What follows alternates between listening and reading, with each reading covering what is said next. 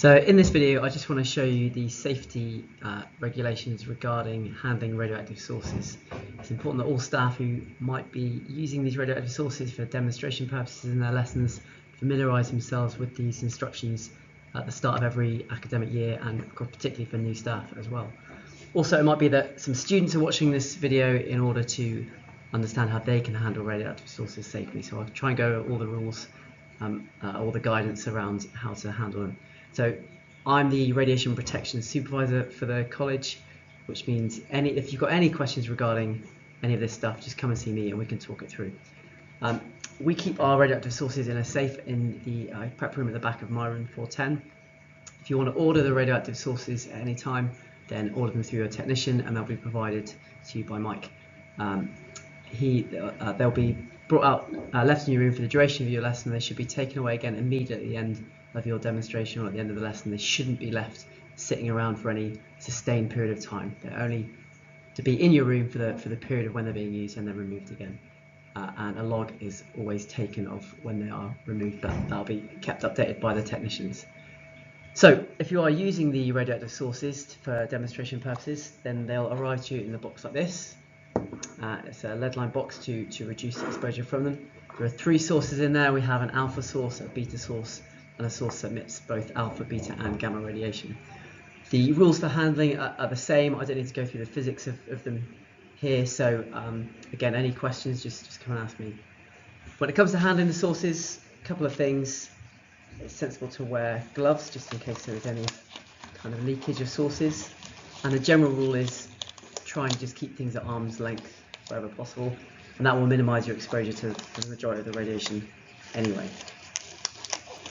Also, you don't handle the sources directly. You use a pair of tweezers in order to remove them from the case. So each source is covered by a little concrete lid, and you just lift that off and lift the source out with tweezers. I would just place it on the box like that, on top of the box, where you can get it nice and easy and get a good grip of it. If you're gonna be using the detector, the Geiger Miller tube, to detect and show count rates, things like that, or maybe look at what materials are required to stop radiation, paper, aluminium, lead, whatever it might be, to reduce to prevent the radiation reaching the tube, then you'll want to use a clamp and stand like this, in which you'll want to secure your source. The way I suggest you do that is you take the clamp out and just pick the source up in the clamp as so, and then you can place it in your clamp and stand.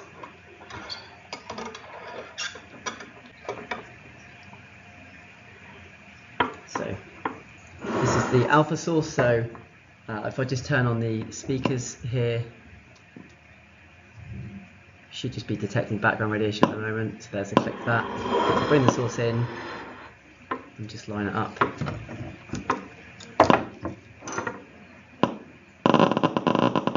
And there's the activity due to the source. Again, the physics of this we can go as soon as we need to. Now, in terms of demonstrating this to students, that's how we do your setup. You wear gloves, you use tweezers, you try and keep the sources at arm's length. Students must be sat at least 2 meters away from where you're demonstrating whatever it is you're doing with the sources. So have them the other side of a table from where you are.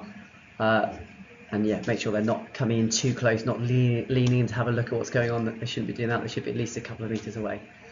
When it comes to, so you'd be expected to be demonstrating these sources to students at GCSE. So students aged 14 to 16 can certainly watch the demonstration. Students at post 16 can handle and use radioactive sources themselves.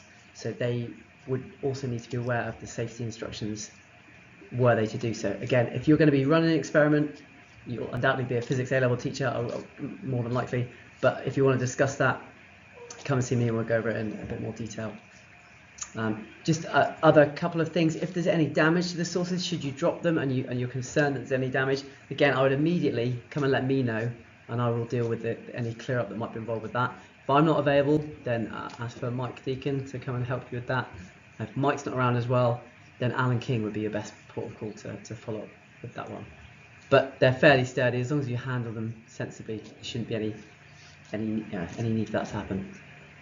One other thing, if there's any pregnancies, pregnant members of staff, you are able to use the sources still. The doses that you would receive are so low, they're below the regulated limit for a woman who's pregnant. However, you may not wish to, in which case that's absolutely fine. Just let your line manager know, and then that will be not a problem for you to not have to handle the sources.